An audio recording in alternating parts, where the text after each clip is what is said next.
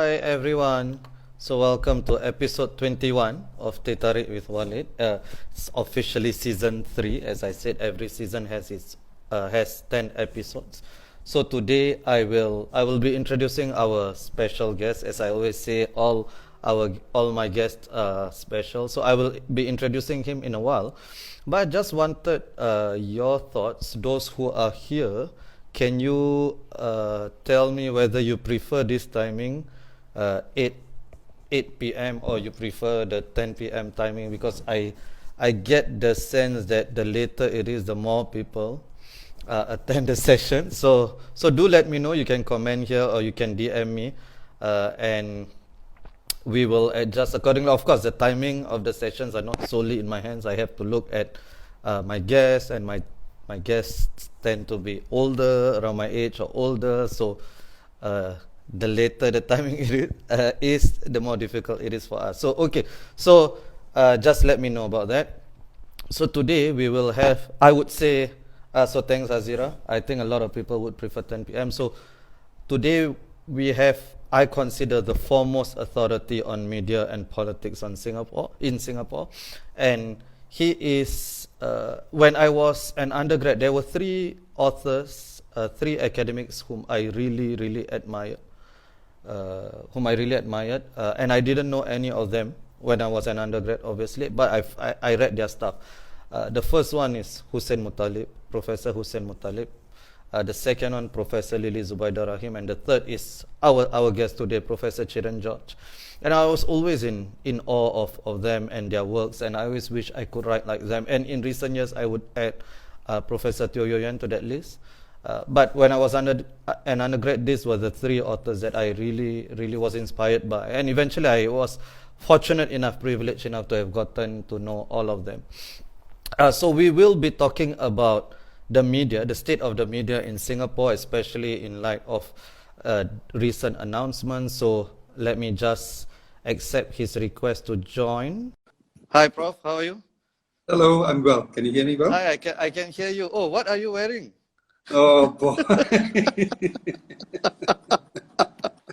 Yes, I've done my duty. I've never seen you look this good. This is the most handsome I've seen you. Yes. Thank you, sir. Okay, since you did, I was worried whether you would, so I'll accompany you as well. Oh. Okay, so thank you for honoring your promise, and yeah, it's all in good fun. So thank you so much for doing this. So, and you are also our returning champion, the first person I've had on twice, and I mean I don't mind having you on every season. So today we will be talking about the media. Every football season, or yeah, we could do that as well. I should say, about this, that the one thing that makes it sort of, I guess, less stomach turning for me as a Manchester United fan to wear this, because I lost my bet that a foolish bet that United would actually win something last season. The one saving grace, of course, is that your team's manager won 3 league titles and 3 FA Cups for my team. That is true. Right, that is true. So Steve Bruce is a United hero. He's a United legend. Yeah. So that makes this sort of kind of tolerable. Right. So but there's a larger point, right? Which is that although football is one of the only things that I allow myself to feel tribal about, right? If we think hard enough about identity, we normally find common ground. Right. Yeah? And I guess that is one of the roles that the media play, right? Despite our tribal differences, to find common ground. How do you like that smooth segue from to media? That's amazing. I don't know. It's like watching Rashford switch from right flank to left flank, right? A thing of beauty. Let's not get carried away. But I think you are the only person who can make a serious philosophical point out of Newcastle. Okay, so the first question I have for you is, and thank you. So I think a lot of people want to make sense of what is going on. In light of the recent announcement that SPH restructuring and is going to move towards more of a non-profit model, and a lot of people are saying, oh, this probably means there will be more government intervention, and yet other people are saying, but the media in Singapore has always been government controlled anyway. So substantively, what will change? And can you help us, the layman, make sense of the changes? Okay, so in case you've not been keeping up what's basically happened is that Singapore Press Holdings has decided to give up on the idea of making its news outlets profitable enough to satisfy SPH shareholders, right? And therefore they're hiving off the news outlets into this new vehicle, SPH Media, that will be market-driven, still commercial, but not obligated to turn in a profit to satisfy its greedy shareholders, right? So it will be a non-profit commercial company. This is it is significant because it would mean that Singapore is probably the only advanced industrial nation outside of the communist world that does not have a large profit-oriented news media sector, right? And this is significant because I'm not saying that media for media, that commercial profit-driven papers are better than other kinds of models, whether it's public service models or non-profit media. No, that's not the point, right? For media scholars like me, we look at media systems or ecosystems as a whole, right? That there is no perfect single model for running journalism. Yeah. So the smart thing really to do, if you're interested in having strong media for society, is to put your eggs in different baskets. You go for media diversity rather than imagining that any single kind of media organization can serve your society's needs. Yeah? So right. By and large, a diverse media system would include, for example, strong independent public service media, commercial media, alternative media, community media, and so on. Right? The important what makes this a resilient model, a strong model, is that, as I said, no single media type is perfect. They all have their strengths and weaknesses. But when you go for diversity, what you find is that they are strong and weak in different ways. Yeah. So one media type's weakness is compensated for another media type's strength. And this is the advantage of having a mix of media models, of which commercial media is one. Now, most media scholars like me are, in fact, very skeptical about whether profit-driven commercial media, especially if you're going to trust it to the stock market, is really capable of delivering good journalism. So, by no means am I a fan of the market, and most serious media scholars are not. Right? But all things considered, in the strength of commercial or profit-oriented media is that they can serve as a kind of a countervailing force against media that are, say, state-funded or public-funded. Right? So that's what we're going to lose out on. So, we say that, well, it's no big deal, because after all, we have a generally controlled media system. But I'll put it to you that, even in China, for example, which is far more controlled than Singapore is, commercially oriented media, profit-oriented media have made a difference. So from the 1980s till fairly recently, until Xi Jinping sort of crack down on or most media independence. The Chinese look back at that period from the 80s to say the 2010 or so as kind of the golden age of journalism. And why is that? It's because you had, of course, still all the main media were party owned, but you had within the party structure, or the party controlled media structure, media that were given permission to chase the market.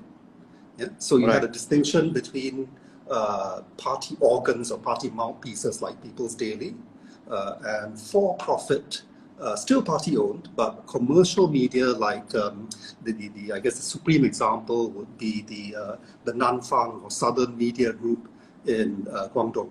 right? Okay. That because they were answering significantly to their readers and not just party bosses, they started doing things like independent investigative journalism and so on. Far Right. more than Singapore journalists have ever done. Right. So Right. they were capable of significant change because they answered partly to a different master. Yeah. Okay. Even though we are in general skeptical of the market, it is still an important countervailing force, and that's what Singapore will be losing. Yeah, because Right. what you're going to have is newspaper companies that in the past were obligated to, yes, of course, answer to the to political supervision, but their customers were us, right? Right. Were the consumers. Now, in the new model, you're going to have a system where, no, the customers are only partly the subscribers and readers and so on. One key customer will be the government as a sponsor of journalism. Right. Yeah. So this is what we need to be wary of. Yeah, the fact that you're going to have even greater government influence on Right. media. It's not guaranteed, but it could happen. It's likely. Okay, so people who are already complaining about government control of the media should be even more worried, right? As in with the proposed changes. Yeah, we should be wary and vigilant, and but I mean, of course, this, like I said, I mean, as you suggested, I think you're absolutely right that many Singaporeans will say, what's the difference? Right. This is we're just talking about the difference between strongly pro-PAP newspapers and slightly less strongly pro-PAP newspapers. Right. But you don't say that. I guess whether this is a big deal or not, different people will have different opinions. Okay. Right. So just now you mentioned media diversity, right? So one of the main examples is always given. I think sometimes the comparisons are made lazily between Singapore and America in every facet. People who are against the more democracy in Singapore will say, "Oh, look at America and all."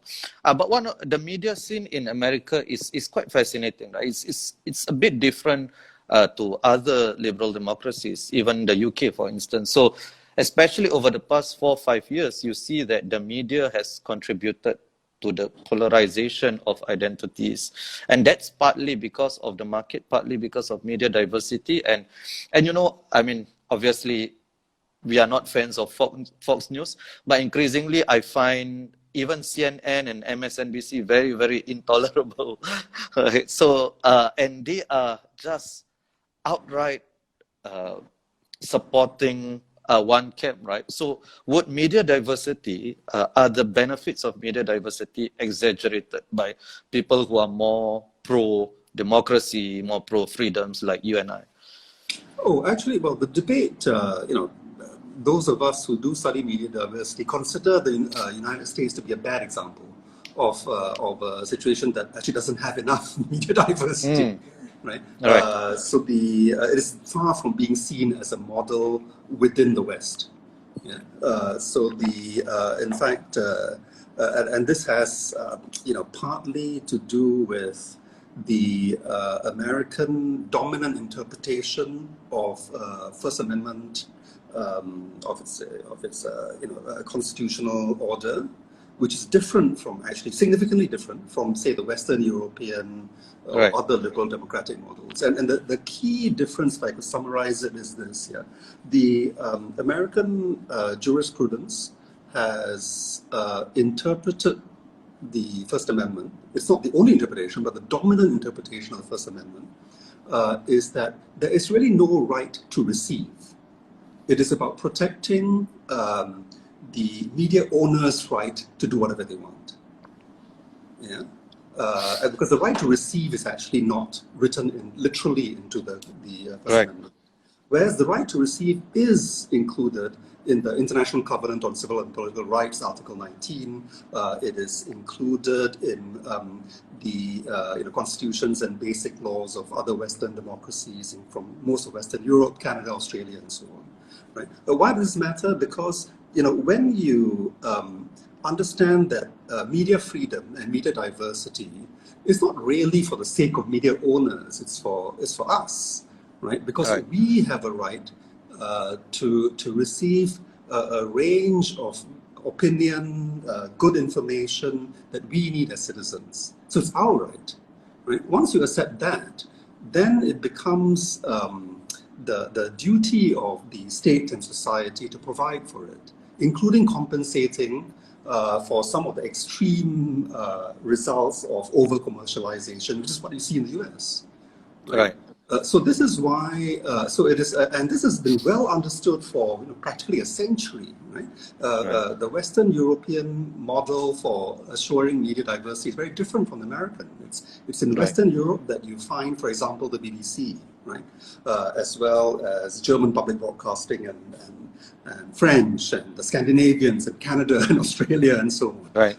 Based precisely on, on this concern that if the public sector doesn't move in a significant way and create a common space for discussion, for citizens of different philosophies and cultures and ideas to gather together in conversation, if you don't, create some kind of well-financed public body that will promote good professional journalism, you're going to end up with over-commercialization that that the world saw really from the late 19th century and that continues to apply in the US. So the US is absolutely not a good model, right? We should be looking at independent public service media that exist in most other Western countries. So these are public funded but independent from government of the day. We should also be looking at, for example, Scandinavia, which also treats media diversity as a very important a principle in its media system. And what they do is that they automatically subsidize any news media that has, that can show that it has some commercial success, it has some audience, taxpayers pay, right? Right. The US has not gone that way. The US has instead protected the rights of media owners over the rights of consumers. The US also got rid, which is, I think even Americans acknowledge this was a big mistake. Under Reagan, they got rid of something called the Fairness Doctrine, where broadcasters who are sitting on public airwaves had an obligation to provide space for different points of view. What you see in this kind of like the Fox phenomenon, extremely damaging, polarizing, racist, Islamophobic, you name it, right? That kind of channel is a direct outcome of the regulatory mistake that was made by the Americans in the 80s, where they abandoned this principle of fairness, allowing instead influential news media to go for narrow niches and spend most of their time telling these narrow groups that what they feel is right, and that they have no need to listen to other points of view.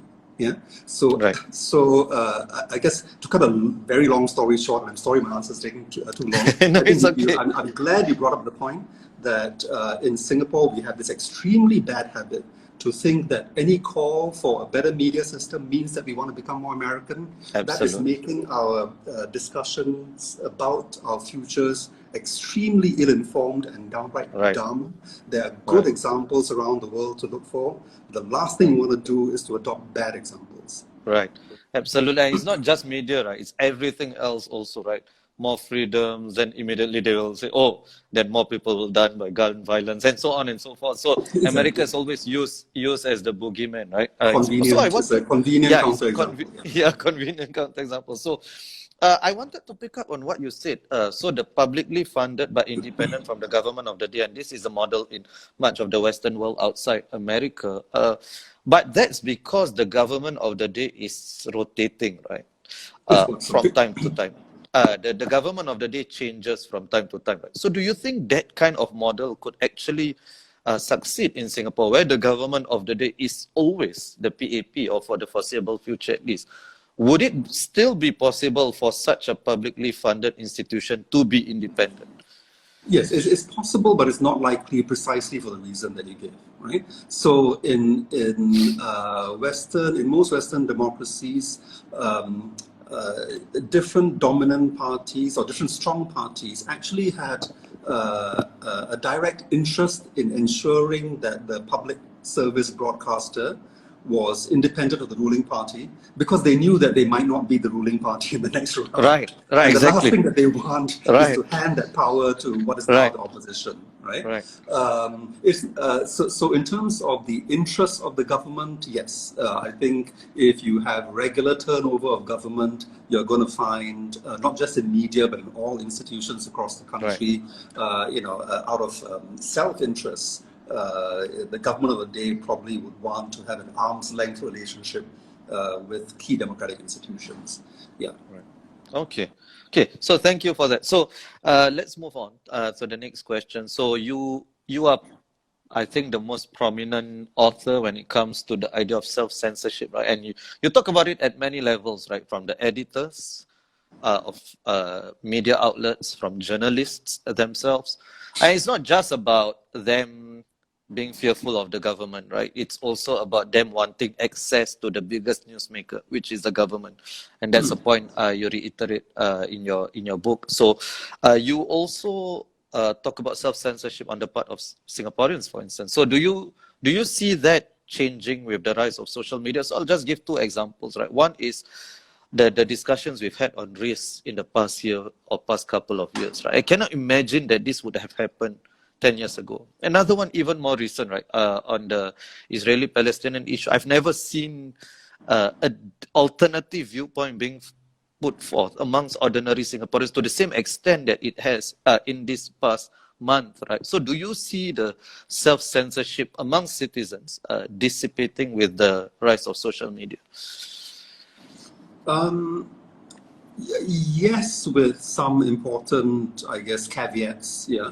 I think you're absolutely right that there are things that are openly said now, not just by sort of activists or intellectuals or whatever, but I think what is most remarkable is that many ordinary Singaporeans who are not particularly politicized, and probably cut across the party spectrum, seem to find it quite okay to say things publicly without hiding behind the veil of anonymity.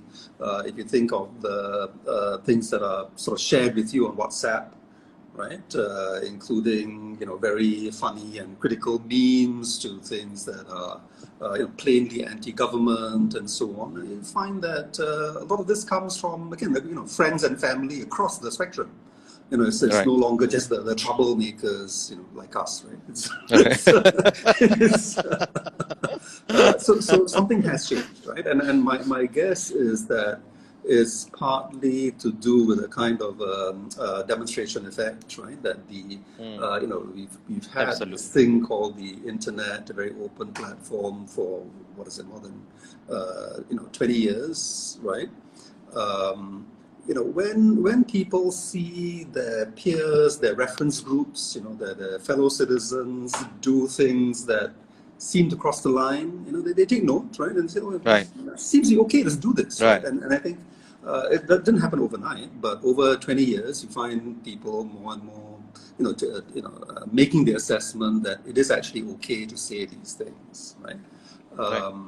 And the government has, it's realistic enough to accept this sort of cultural change, because so I don't think when you say that self-censorship has reduced, it is not.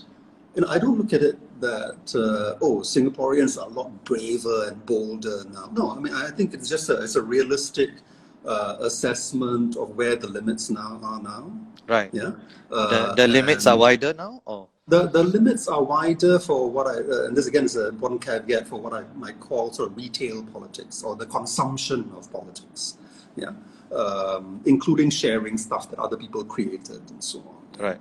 And this, I think, is based on an accurate assessment, just based on empirical observation by ordinary citizens, that the government actually isn't interested in criminalizing Singaporeans by the hundreds of thousands. Right. Yeah, so it doesn't move with the times. So I think there's some evidence for this. If you look at, so we can sort of forget that was it in 2001 and 2006, the election campaign laws did not allow campaign videos.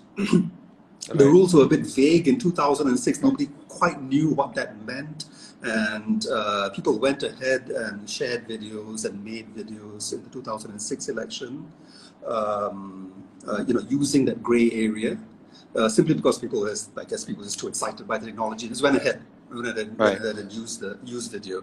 And so what happened after that? Did the government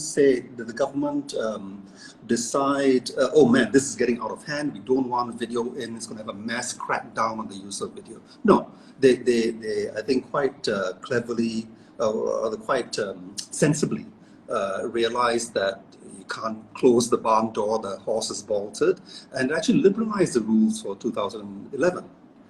It made it okay for people to share videos or make videos in the 2011 election. Yeah. Again, because I think, you got to remember, this is yes, it's a control-minded government, but it's also an efficiency-obsessed government.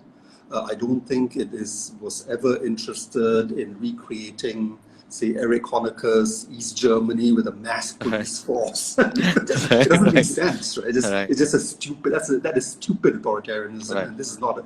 Singapore does not have a stupidly authoritarian government, right? So when it sees look, this is become part of the culture. Everybody's doing it. Everybody's saying it.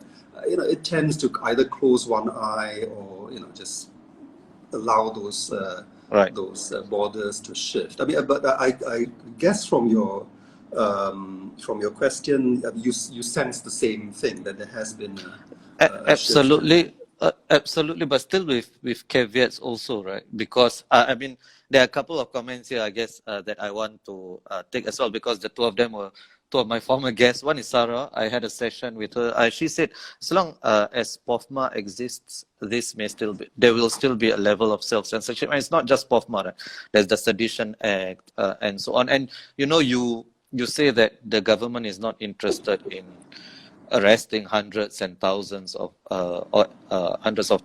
people, but they don't need to, right? Like, they can make examples of one or two prominent people, and that would be enough to send the children. I mean, the mere existence of POFMA may be enough for some people to self-censor, right? But of course, it is countered by the demonstration effect that I definitely see, especially in the younger Singaporeans. I absolutely see that. So, and then there is also another different dimension. Megan, another one of my former guests, she said that self-censorship takes on a different dimension for the younger generation because online discourse is more woke, more liberal. Therefore, it's difficult for some of the more conservative elements within the younger people to openly talk about, to openly share their opinions. So I do see that as well, and that is a little worrying for me as well. I have heard people, even in my class last semester, somebody was telling me that she felt that she couldn't really say whatever she wanted to say, not because I would shut her down, and not because even her friends would shut her down, but she just feels that she would be judged by others. So would you have any thoughts on that? Yeah, I mean, on your last point, which is what media scholars call the spiral of silence, right? It's a fear of social isolation. You sense the room if you suspect that your views are not going to be popular or going to cause you to be looked down on. You tend to keep it to yourself, right? So this is well documented, around the world for decades, right? But I would say that the fear of social isolation or the spiral of silence in Singapore context, I mean, although of course it is, it's tough if a young person feels that, right? They cannot be honest, in a space like a university, and I do know where you're coming from, and I can understand students who feel that way, that in a way that universities have gone too woke, right? Too left-wing, too liberal, and so on. And that is a problem, I think.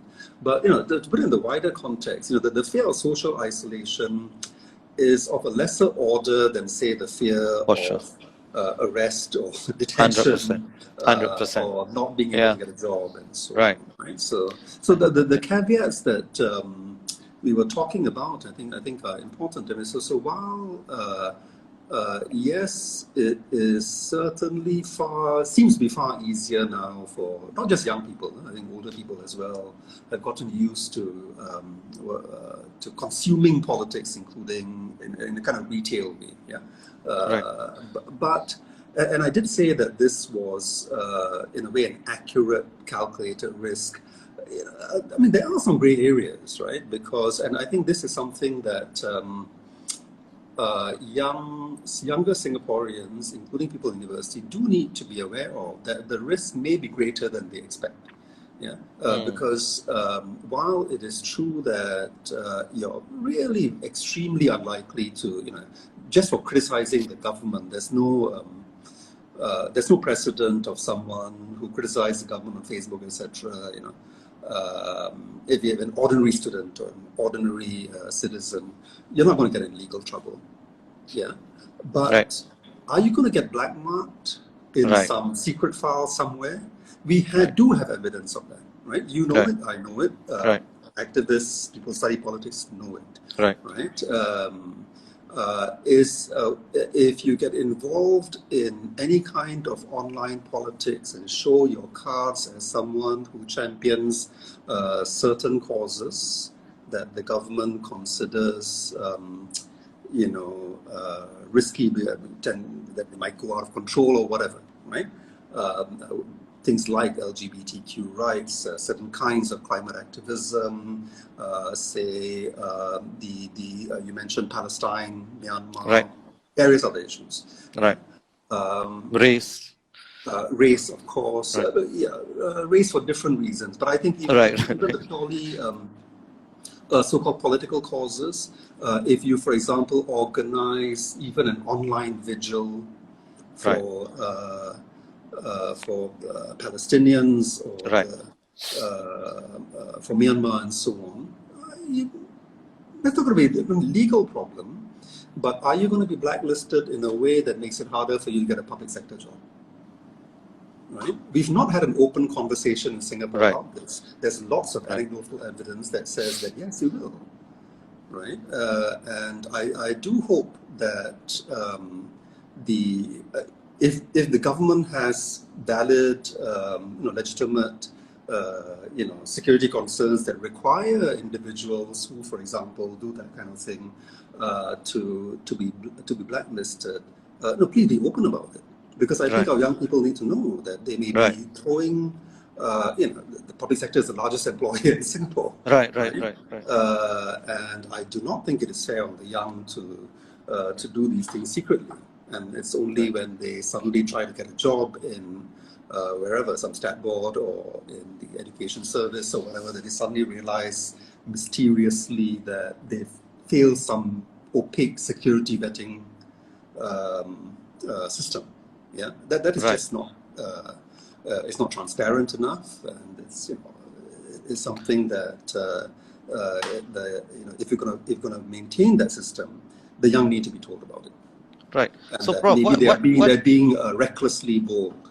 Right. So So I mean, that I can imagine that is a bit scary to younger people who are hearing this. Well, they should. I mean, if those of us who have seen, think we have seen this in operation are wrong, tell us. Maybe I'm wrong. Maybe I'm seeing shadows. Right. But there are enough people in civil society who know this happens. Right. So come out and either reassure people that there is no such system in place, as long that basically can the government guarantee that as long as you do not break the law, right, in your activism, if you stay within the law, activism is not going to be used against you when you apply for a job in the public sector. Right. So, Right? so the thing is, the ambiguity benefits people in power, right? The ambiguity, because if people are unsure about where, I mean, you've written a lot about this. People are unsure about where the lines are, then they would think the lines are narrower than they actually are. And also the selective enforcement as well, right? So, I mean, let's say, hypothetically, people say, oh, Professor Cherian George didn't get tenure because of his political leanings, right? And then somebody from the establishment can say, oh, but somebody like Hussein Muttalib got it. You just need one example. Or even opposition, exactly. MPs, So kept their jobs and so on. So you see, we are not doing that. So Chee Soon Juan didn't, but Daniel Goh is still so they can always point to this because it's so selective, right? So they probably wouldn't, right? They wouldn't take your call and come out and say, oh, okay, it's not.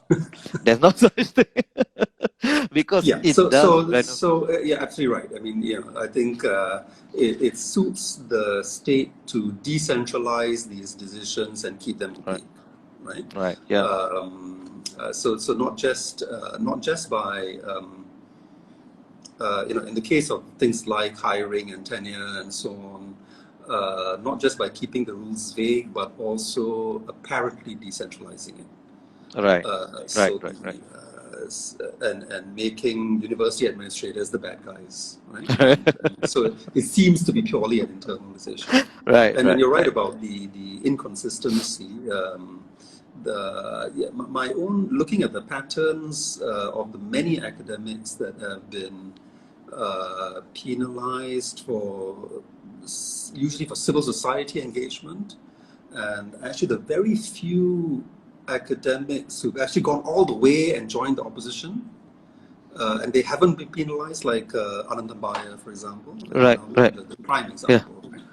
Right? In a way, it kind of fits in with the official line, right? Which is, they've never explained this paradox, but if you read what the government has said in different contexts, they've always said that what they don't want is individuals using non-political institutions to further their so-called political causes. Right. And of course, the definition of political is very subjective. If they don't like it, it's political. If they do like it, it's public service. Right? So,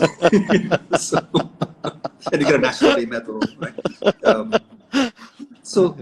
But I think the fact that most opposition academics get away with it is consistent with the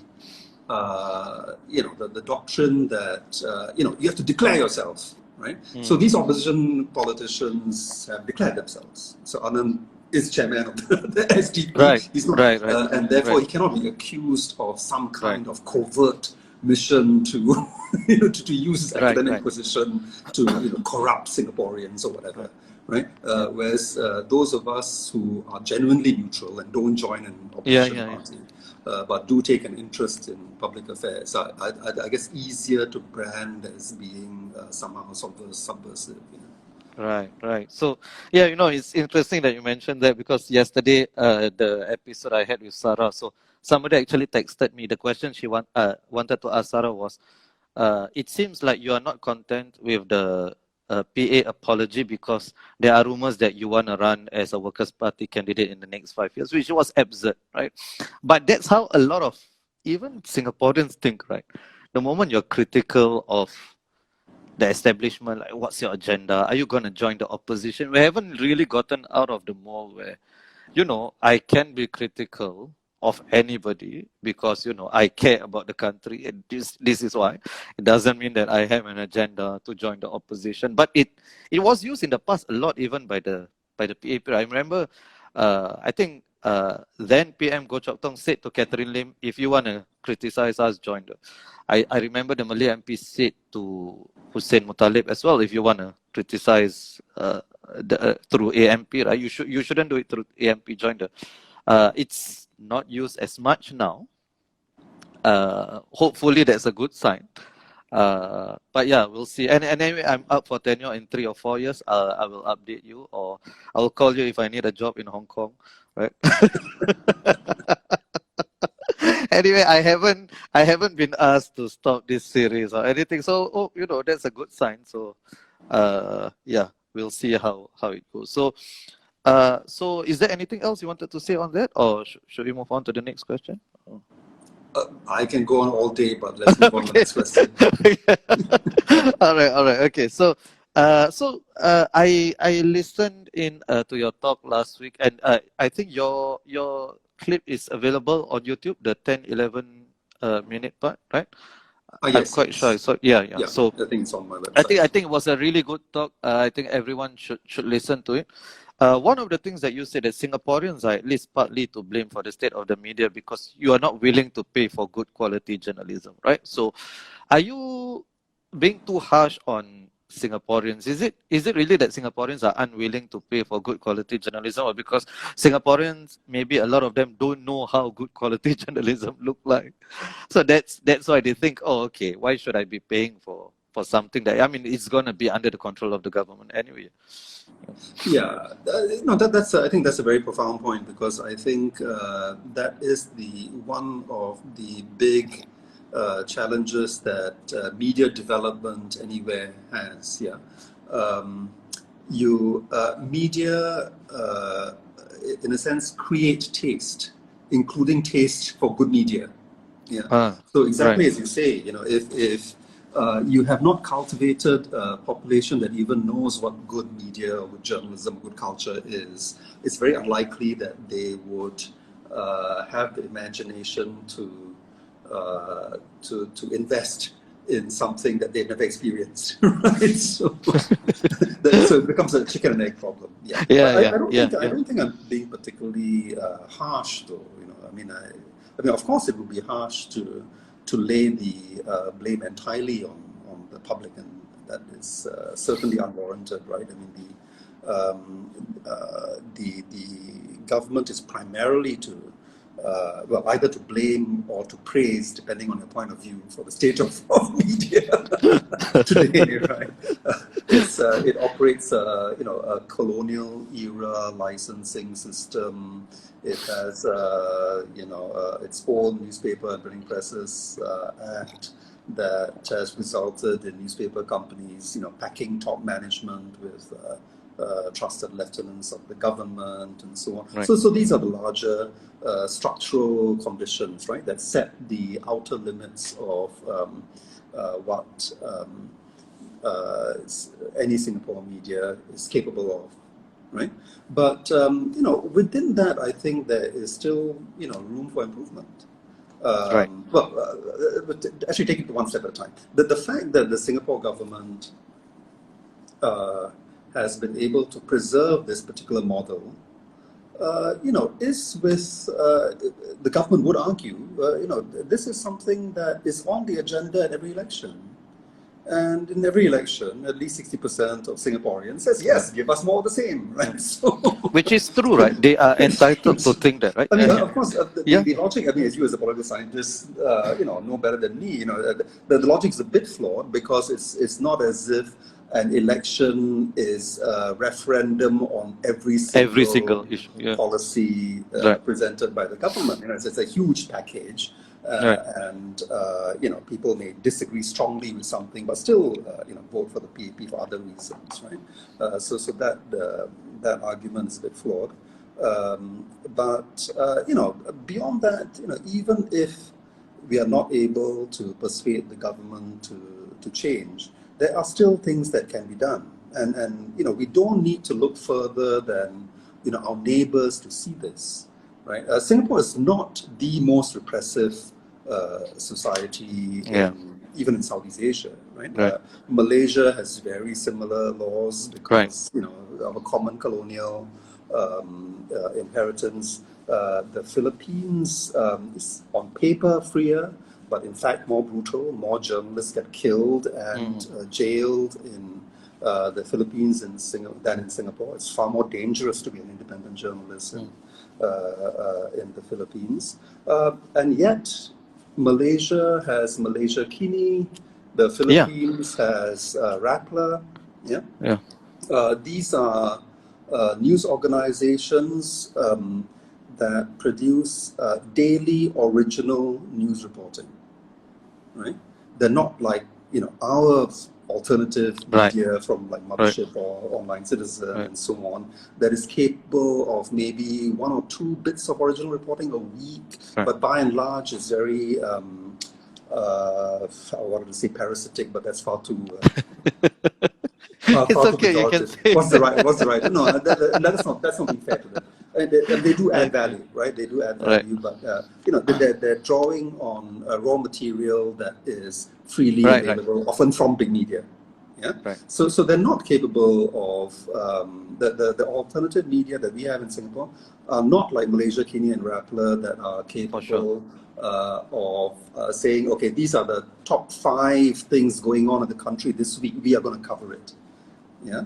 So why is that? So why are we so, exactly. Why is that? Why are we so behind Malaysia and the Philippines when we can't really argue that they are in a less hospitable political environment, in a more hospitable political environment?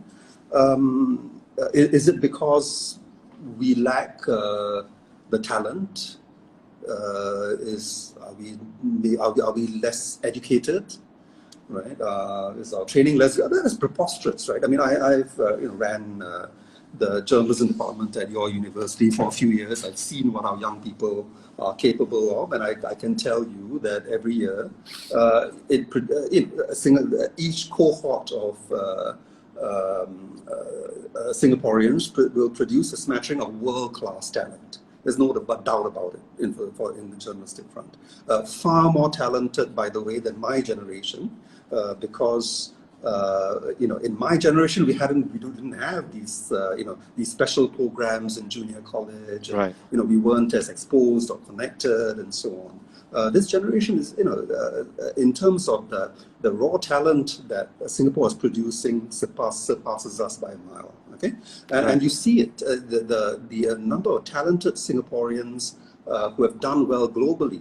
You have a group of them in the New York Times.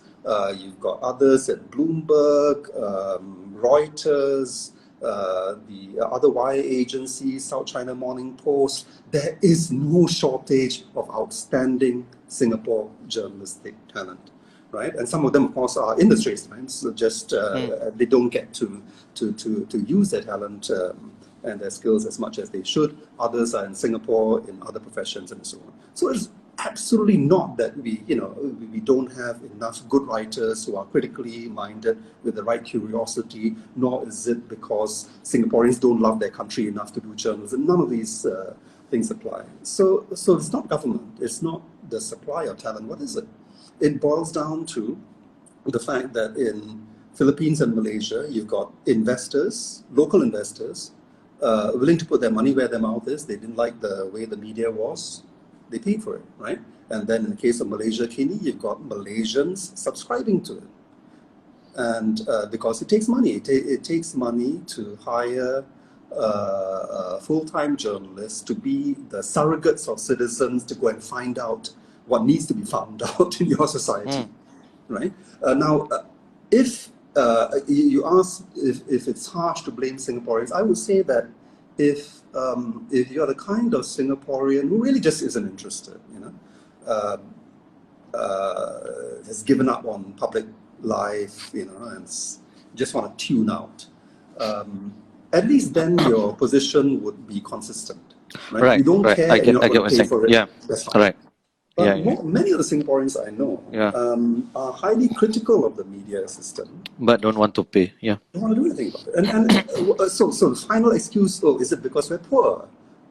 Right? Singapore don't have enough money compared to Malaysia and the Philippines, right?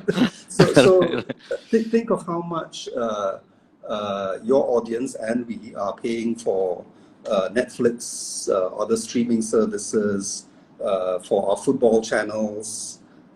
And on and on and on. All the news media asking for is a fraction of this, and you have a Malaysia Kini or Rappler. That's all they're asking for. But you won't find Singaporeans willing to pay. They will Right. give the excuses that I've heard from many other countries as well. So it's not just a Singaporean thing, right? They will say that, well, I'll be willing to pay for very good media, but I don't like what we see now. Yeah. Right. You don't seem to apply that logic to Netflix or football. It's not as if everything you turn on Right. Netflix is changing your life. Right. Nor is every. I've watched many matches, mainly involving Newcastle. No. that I regret spending 90 minutes on. Okay? That makes two of us. Right? So come on. You're willing to give entertainment a break. You're willing to give sports a break. Give news a break. Let them, yes, just pay for subscriptions. Investors come out and support, new media ventures. And it's not going to be perfect, but if you care about it, it's a long-term thing, right? It's not going to see short-term results. So bottom line, I don't think I'm being harsh when I say that that Singaporeans could be doing a lot more to support the kind of media that they say they want. Right. I think I absolutely agree with it. Thank you. That was a good elucidation. So there's a different angle. I think this is just a comment by my Sarah. I'll just read it out. As a former young brown woman journalist with the mainstream, the biggest battles were ironically with editors and colleagues. And finding alternative sites can be harder unless you have context. So, there are multiple dimensions for younger angles for younger journalists in the mainstream media. So let's move on, I guess, we only have about 10 minutes left. So what is your assessment, since you wrote with Donald, Professor Donald Low, PAP versus PAP, what is your assessment of the PAP in the past year? Has it shown some capacity for change, or is it same old, same old? A year is a short time, right, for a party as old as. Sounds like same old, same old. That's what yeah. But I wasn't expecting anything different. I wasn't expecting to see anything different, right? But first of all, I think just to put my thoughts in context. When you say change, what do we mean, right? Obviously we don't mean, it would be foolish to say that, okay, the change we're looking for is for the PAP to become so attractive to opposition voters that en masse all Workers' Party candidates and MPs are going to defect to the PAP. What we're talking about, so what we're really talking about is can the PAP become the best PAP that the PAP can be? That's it, right? Which doesn't mean winning over the 30% of hardcore opposition voters and so on. And I think many PAP supporters that I know believe that the PAP isn't the best PAP it could be, and there is a big room for improvement without actually abandoning its PAP-ness, whatever that is. With that caveat in mind, right? We're not talking about 180-degree change or whatever. What would change look like, right? In the short term, personally, I actually feel that it's we've got to look at 5G, 6G for change, right? But so, what would 4G change look like? Is it conceivable that, let's say, Wong and Ong, right? Lawrence Wong, Ong Yi Kang. You're excluding Chan. Let's not complicate it. Let's just stick with Wong and Ong. It's nice. At least they rhyme. Okay. Right? All right. Is it conceivable that Wong and Ong have it within them to make the PAP the best PAP the PAP can be? Right?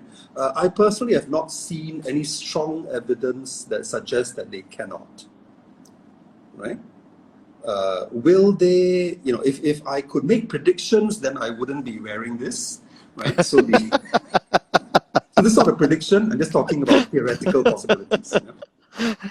So I wouldn't rule it out. Yeah.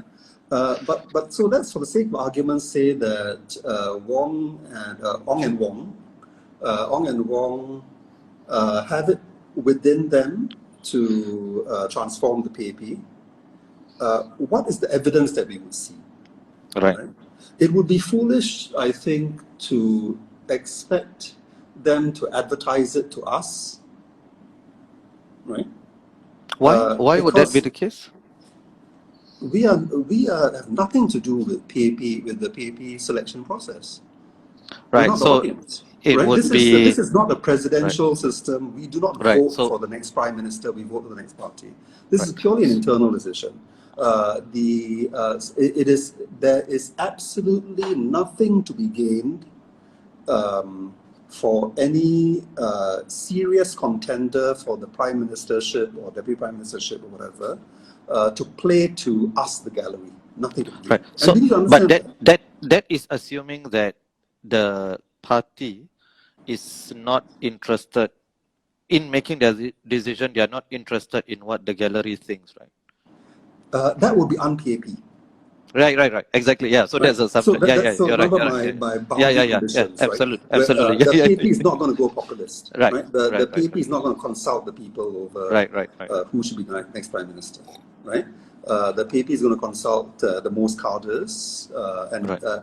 so we cannot expect Ong and Wong to play to the gallery and make themselves popular at the expense of the internal struggle that they need to Right. face, right?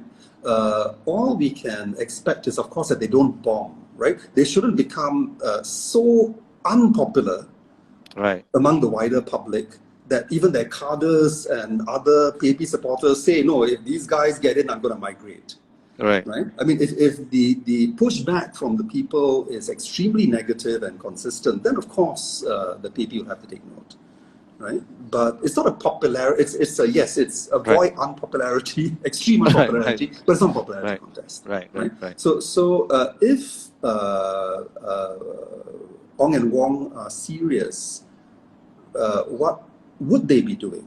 They would be actually focused on winning over their internal audience, right? It would be the Prime Minister and the small circle of confidants who are actually pulling the strings, as well, of course, as Would for that mean GPs. they need to show their toughness Exactly, and macho-ness? right? Exactly, right? So that's what you expect. I mean, so what is the challenge for Ong and Wong?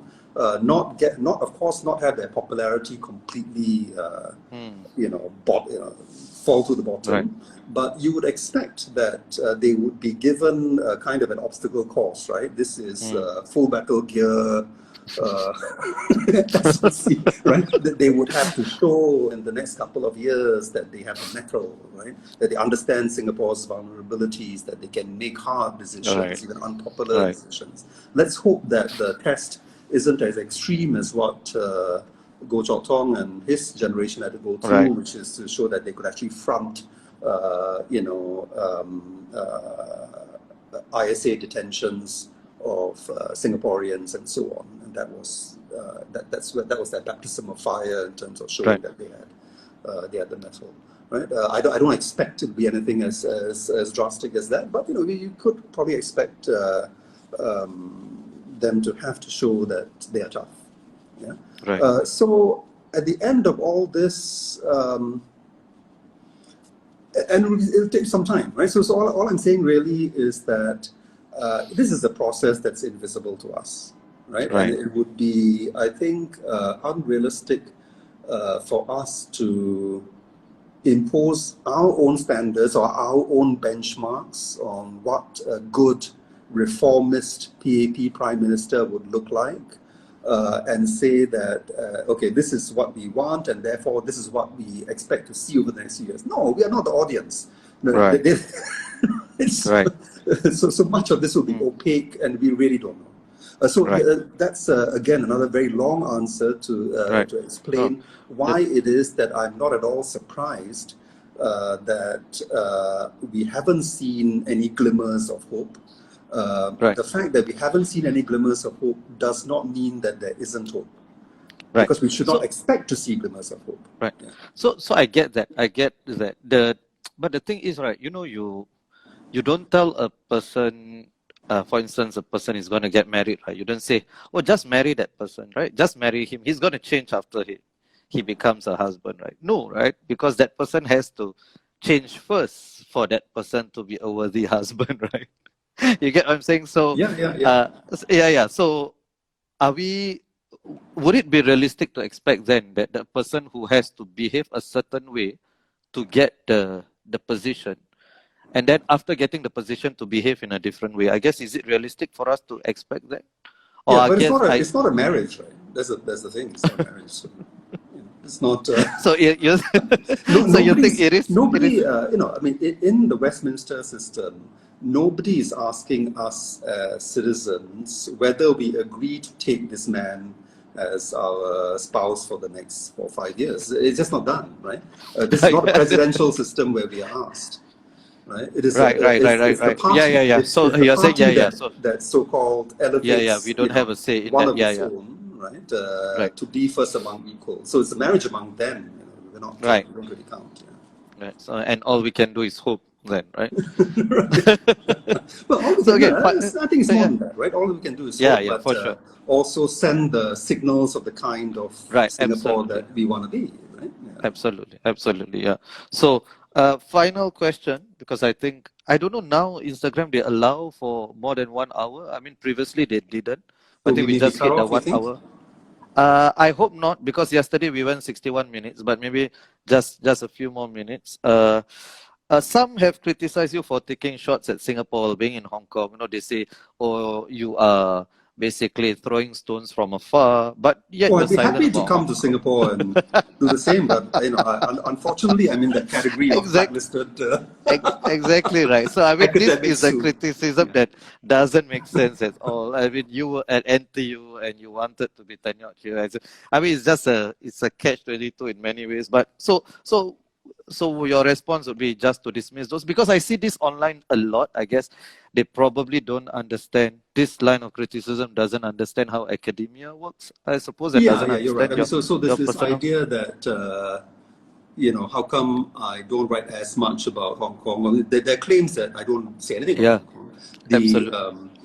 Misunderstands what we do, right? We're not like bloggers or trolls that are experts in everything, right? We know a lot about very little. So it's just very we hold knowledge, right? But factually, though, it's actually not true, right? So I'm now in the midst of organizing a panel discussion in 2 weeks' time, marked for the first anniversary of the national security law, looking at press freedom in Hong Kong. 1 week after that, I am speaking at a 2-day conference on the national security law, again talking about press freedom in Hong Kong. 2 weeks after that, I will be talking about an impending fake news law that Carrie Lam is expected to introduce into Hong Kong. Nice. I've just finished a 10,000-word chapter on press freedom in Hong Kong post-national security law that will come out in an academic book next year. If you want to look at things like already written about Hong Kong, I'm very flattered, and you can go to my website and find an article written last year on Hong Kong media. So it is just factually not true that I don't write about Hong Kong, but it's absolutely correct that I write less, and the reason I write less is because I don't know the language. So I cannot make a contribution that is really that meaningful in Hong Kong. There's no shortage of outstanding media and politics scholars, my friends in various Hong Kong universities. So I'm kind of redundant in that sense. Yeah. The larger point, though, I think that we should take note is that so these things, these personal attacks are made. Pay attention to the timing. They went after me when I was vocal about POFMA. Then just before the elections was another time. Then they went after some of us. And then now, because I've been writing a lot about the latest media restructuring, they came after me again, right?